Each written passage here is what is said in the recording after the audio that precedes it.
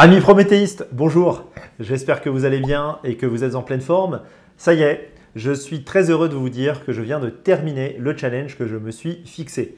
Je vous ai proposé en fait pendant 30 jours, tous les jours, des quiz de questions pour que vous puissiez vous préparer au mieux à l'examen PMP. Allez, je vous propose un petit dernier pour la route. Vous êtes prêts? Allez, c'est parti, générique.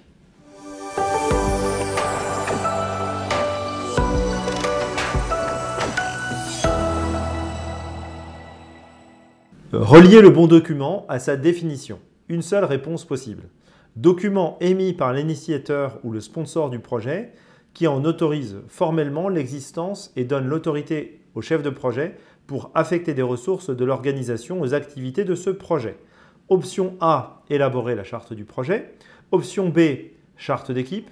Option C, plan de management de projet. Et option D, charte du projet. Allez, je vous laisse mettre la vidéo sur pause, le temps que vous puissiez réfléchir à la question.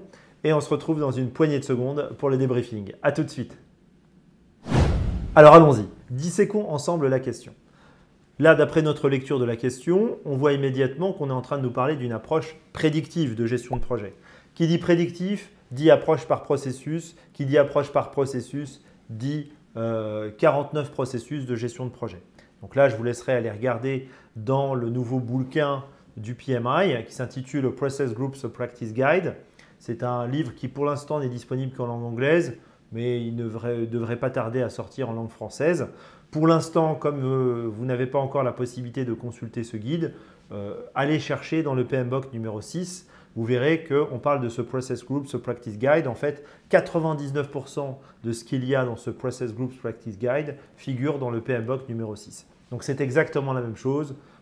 N'ayez pas d'inquiétude par rapport à ça. Si vous voulez connaître un petit peu la différence qu'il y a entre le PMBOK 6 et le PMBOK 7, je vous renvoie à la petite vidéo que j'ai faite qui indique comment se préparer au mieux à la certification PMP. Vous verrez, il y a une petite vidéo que j'ai faite spécifiquement sur ce sujet. Je vous laisse regarder le petit lien que nous donne notre ami Atlas. Alors, regardons la question. La question ici, donc elle nous donne un document, elle nous parle d'une définition. Là, le mot-clé le plus important du libellé, c'est le mot-clé autorité. Quel est le document qui va donner de l'autorité au chef de projet, qui va vous donner à vous de l'autorité? Eh bien, c'est immédiat. En fait, ça doit faire tilt dans votre esprit.